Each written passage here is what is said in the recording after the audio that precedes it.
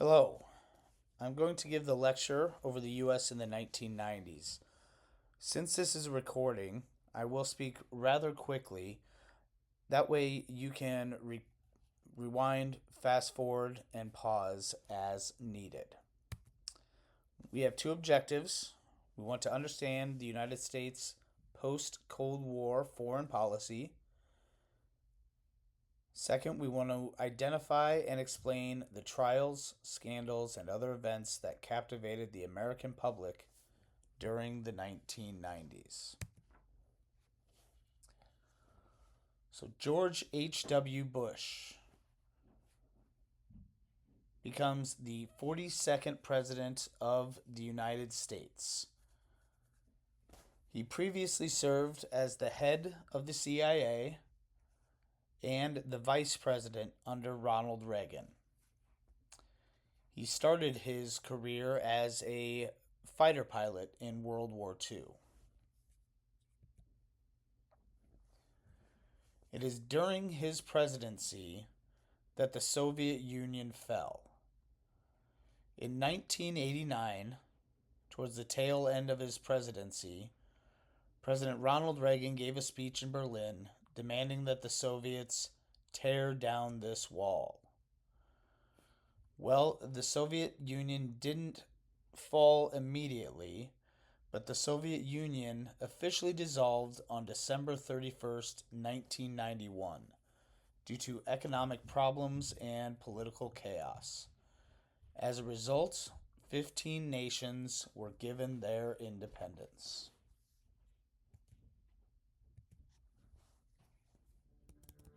The most difficult test of Bush's presidential leadership began in August of 1990, when Iraqi strongman Saddam Hussein invaded neighboring Kuwait. Unfortunately, Iraq has thus far turned a deaf ear to the voices of peace and reason. In his public speeches, Bush emphasized the need to respond to the naked aggression of Saddam Hussein, but he had other reasons for taking the country to war. Look, I've been a member of 4 administrations. In every one of those administrations, we had as a written national security policy that we would go to war to protect the energy reserves of the Persian Gulf, if necessary, to protect access to those energy reserves for the West. Well, it was necessary in 1991, and we did it. In the months leading up to the Gulf War, George Bush worked the phones, enlisting the support of the United Nations and building an international coalition of 34 countries to eject Saddam from Kuwait. I think that the elder George Bush was the best foreign policy president we've had in my lifetime. He realized it would be wrong and counterproductive for America to try to do the invasion and be responsible for its aftermath without the support not only of our European allies, but of Arab nations in the region. And it was that type of foreign policy, that ability to be an internationalist and to care about other nations and allies, that really set the elder George Bush apart. We are not here on some exercise. This is a real-world situation. And we're not walking away until our mission is done, until the invader is out of Kuwait. All right, so the Persian Gulf War. In August of 1991, Saddam Hussein, the leader of Iraq, invaded the country of Kuwait to seize its oil reserves. If he would have been successful, he would have controlled almost 20% of the world's oil reserves at the time. The UN met after this happened, and they decided they would set a deadline for Saddam Hussein to withdraw from Kuwait. When that deadline wasn't met, Operation Desert Storm began. Operation Desert Storm was a coalition force, a UN coalition force led by the United States. These are the two generals that were in charge of the coalition force during Operation Desert Storm. The one on the left is Colin Powell. The one on the right is Norman Schwarzkopf. These two were very successful in Operation Desert Storm. They routed the Iraqi army in 42 days. President Bush decided to leave Saddam Hussein in power. This was a decision that would have consequences a decade later. Now we are going to move on to the Rodney King incident and the LA riots. Who had the camera? Where was the camera? Oh my God, they caught this on camera. It was one of the most disturbing things that we'd seen on video. The videotaped beating of Rodney King had left many Los Angeles residents outraged. It was like the first time we had actually seen it. So it was shocking, but at the same time, it was wonderful because now we Americans, we African Americans, we had evidence of our claims of, injustice and mistreatment. The idea of watching that video originally, give me your reaction to when you saw the Rodney King video. Give me what you felt initially. I was waiting for somebody to stop it, and the fact that no one came and no one was able to stop it. The Rodney King video in and of itself ignited a culture of wanting to get involved. I don't think you'd be exaggerating to say this was the first viral video recorded by an individual on amateur equipment. Here we had this video of an event that had just happened. And now today, cell phone videos of horrible events are things we see nearly every day. Back then, this was a whole new ballgame. There was no way that these officers could not be held responsible for their action. There's no way they could be acquitted. Now we would certainly see justice being done. The Rodney King video laid the groundwork for Black activism because it showed that this was a level of brutality that no one had ever seen. It also showcased that you really didn't have a choice to not get involved. I think that the Rodney King video was so pivotal in terms of Black activism. What happened to Rodney King without that video would probably never have even made the news. With that video, that Rodney King beating became a huge story. All right, so the Rodney King incident. In 1991, 4 police officers were caught on a camcorder beating a man named Rodney King after a high-speed car chase. He had been driving erratically at 1 o'clock in the morning. Police suspected him of being intoxicated. When they tried to pull him over, Rodney King took off. He was eventually forced to pull over to the side of the road. He was then pulled out of the car and beaten brutally. There was a bystander nearby who happened to have a camcorder, a video recording device, and he recorded the entire beating. He then sent this recording into a local news station, and after that, it shortly went national. Well, the nation was shocked by this display of police brutality. Shortly after that, in 1992, the 4 officers went to trial for the assault of Rodney King, and they were found not guilty. This immediately triggered the LA riots. Block east of this scene, and he's driving eastbound. I'm going right over the top of him, so I'm going to lose him now, but it's the first law enforcement activity I've seen out here. They obviously have thought about this. They anticipated this, they meaning the LAPD. They obviously have plans to deal with it. And as we said before, they've allocated $1 million to overtime in case things like this happen. So they are obviously carrying out a pre-thought-out plan. In the meantime, don't go near this area, South Central Los Angeles at Florence and Normandy, because there is still no police presence there, and a lot of people trying to get through that intersection have been assaulted with rocks and bottles and sticks. So as long as it's an ongoing situation, you best advised to stay clear. Can we, Ann, and help me out here, briefly recap what we've seen? We've seen a liquor store and a gas station continue to be looted. We've Dave, seen, can you go back to the we've seen rocks and I presume bottles and various things thrown at cars, school buses, RTD buses. Did you see it, Dave? Two people dragged from cars in this intersection. Okay, well, Dave, one go to the right. woman dragged from her car and ended up on the street, and then we saw the driver of that truck pulled out of his car and beat up. Now, there's another car stopped. All that car just moved into that intersection, and as it did... So these riots were in response to the white police officers being found not guilty in the beating of Rodney King. They lasted for 5 days. They resulted in 53 deaths and over $1 billion in property damage. Well, the election of 1992 comes up. We have President Bush, who's running again as a Republican. President Bush had a rough first term. He had famously promised people during his initial presidential campaign that he would not raise taxes.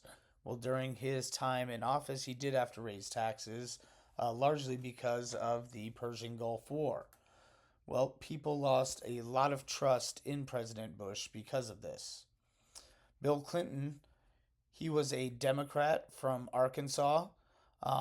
He was a very middle-of-the-road politician who focused on the economy. There was also a third-party candidate named Ross Perot. He ran as an independent. He is a businessman, an oil tycoon, who made his money in oil tech in Texas. Bill Clinton ends up winning the race by focusing on the economy and his middle-of-the-road politics. George H.W. Bush loses and he becomes a one-term president. Well, early on in the Clinton years, he suffers kind of his first setback or his first real issue or test as president. This takes place in Somalia.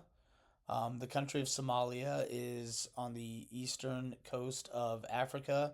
It is very poor, and at this time it was struggling with famine and a real lack of government control. There were various warlords and various regimes in charge, but no real government presence. Because of this, people were not able to get food and people were starving.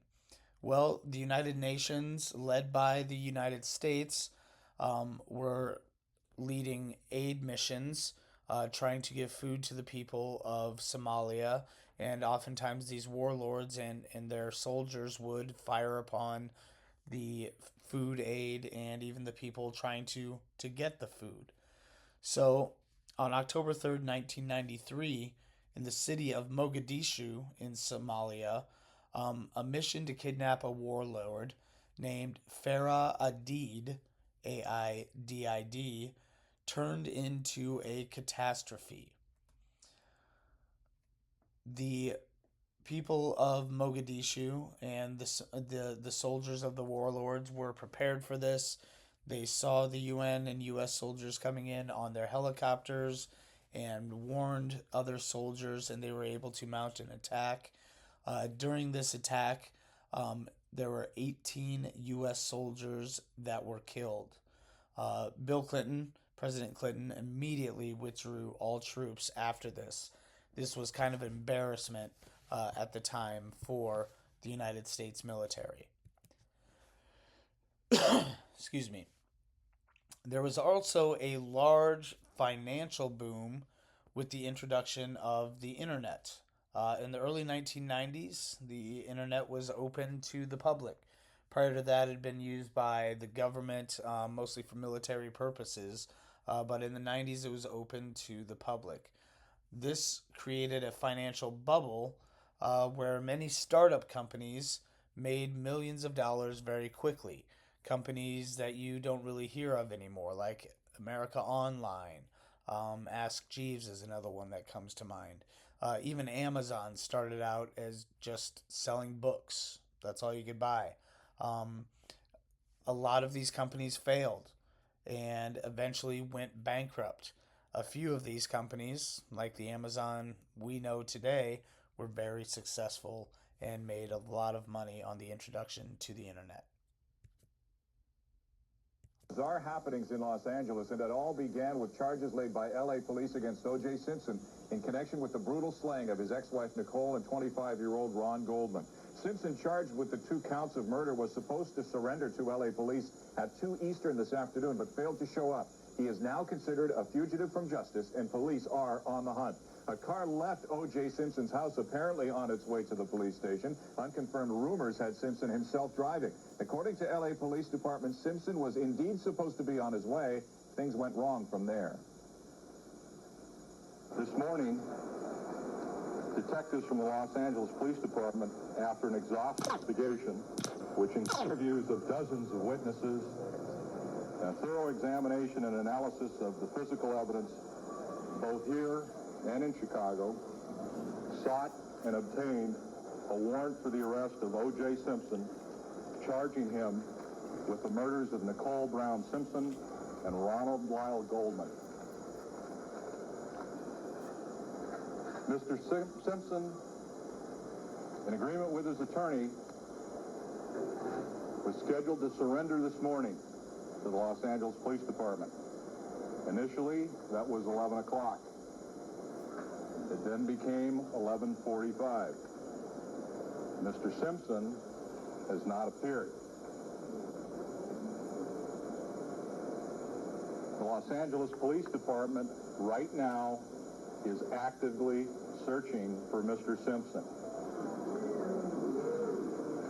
It's a very serious situation here, and I can tell you one that is hard to believe with my own eyes. Conan, how would these people know? Listen to their radio, what's going on? That's the only way, Paul, that I could figure out that the word is caught on. But all these people know that what is happening. They have to.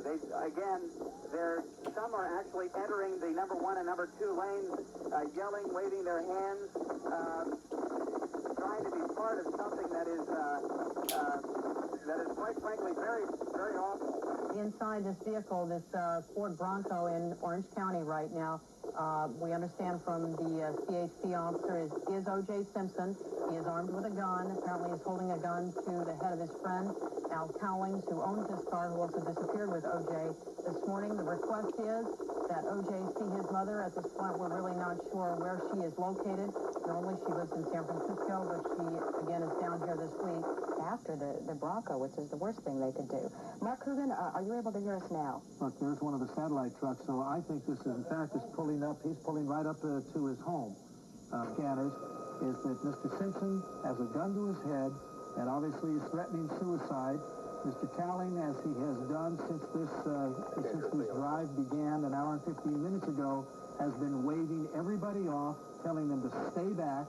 Al Cowlings is a friend. The law enforcement officers, and from what I can see... on the scene, our CNN journalist on the scene, that O.J. Simpson has surrendered to police. O.J. Simpson. O.J. Simpson was a famous football player, and he became the prime suspect in the 1994 murder of his ex-wife, Nicole Brown Simpson, and her friend, Ron Goldman. Before turning himself in, Simpson led the police on a famous car chase around Los Angeles.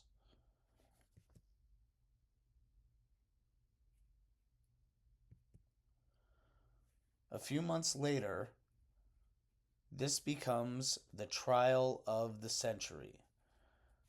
The televised trial lasted for 8 months, and on October 2nd, 1995, the jury found O.J. Simpson.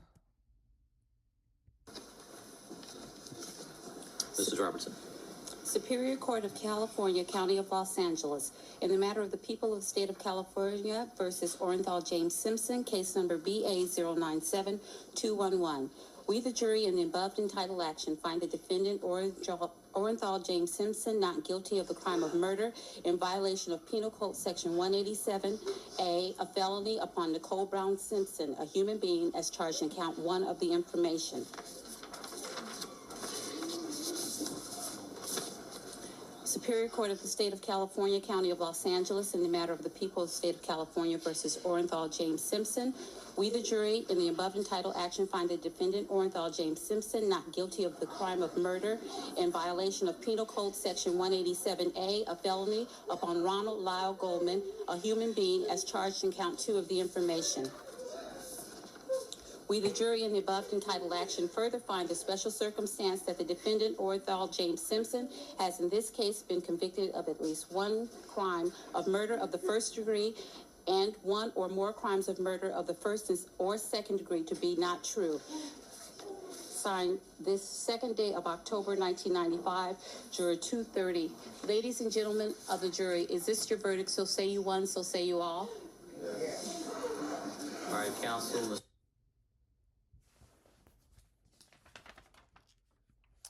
So OJ was found not guilty. Well, later on, there is a siege on Waco. This is a religious cult named the Branch Davidians. It was led by the guy on the left there named David Koresh. It got word, or they in this compound, David Koresh led a group of believers who basically thought he was the second coming of Jesus. There was many women and children in this compound, and there was also a lot of weapons being stored in this compound. Well, the government heard word of these weapons, didn't like all the women and children being in the same area as these weapons, and they decided they were going to serve a search warrant and try and seize these weapons. Well, the Branch Davidians, they barricaded themselves inside their house, and when the federal agents came, they opened fire on the federal agents, killing 4 of them. This led to a standoff between the Branch Davidians and the federal government. This standoff lasted for 55 days and ended when a fire engulfed the compound and killed 76 people inside, including women and children. It was later found that the fire was a result of smoke bomb canisters that were shot into the residence by ATF and FBI agents. So it was essentially the government that caused the death of these 76 people. A lot of people in the United States were disgruntled by this. They thought it was government overreach, that these people were simply practicing their freedom of religion as well as practicing their right to bear arms, and they thought there was no reason for them to have died. One person who believed this wholeheartedly was this guy on the right named Timothy McVeigh. Exactly 1 year later, in 1995, Timothy McVeigh bombed a federal building in Oklahoma City, killing 168 people. In this federal building, there was a daycare where workers could drop off their children, and in this daycare, 19 children were killed. He claimed he did this because he was unhappy with the U.S. government and was motivated by what happened at Waco. He was quickly arrested, went to trial, found guilty, and was executed a few years later. And finally, there is the Clinton-Lewinsky scandal. In 1998, rumors surfaced of an affair between President Clinton and White House intern Monica Lewinsky. Clinton famously said, "I did not have sexual relations with that woman." But I want to say one thing to the American people. I want you to listen to me. I'm going to say this again.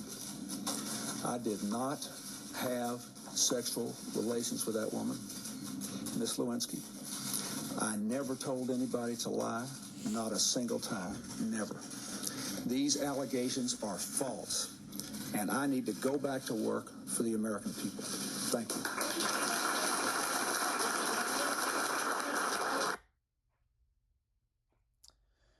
Well, it just so happened that Monica Lewinsky was telling her best friend about this relationship over the phone, about this affair, and her friend was recording her entire confession and eventually turned it over.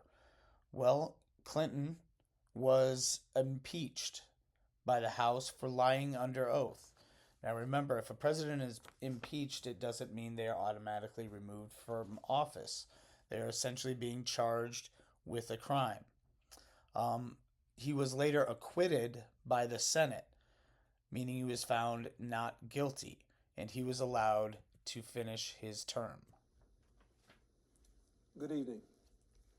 This afternoon in this room, from this chair, I testified before the Office of Independent Counsel and the grand jury.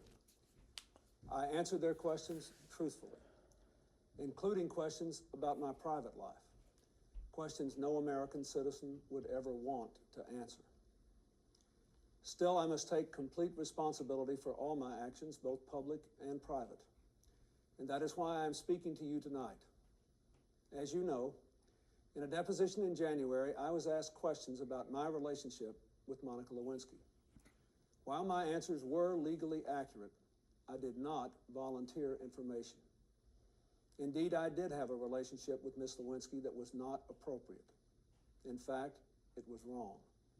It constituted a critical lapse in judgment and a personal failure on my part for which I am solely and completely responsible. But I told the grand jury today, and I say to you now, that at no time did I ask anyone to lie, to hide or destroy evidence, or to take any other unlawful action. I know that my public comments and my silence about this matter gave a false impression. I misled people, including even my wife. I deeply regret that. And that is the end of our U.S. in the 1990s lecture. Thank you.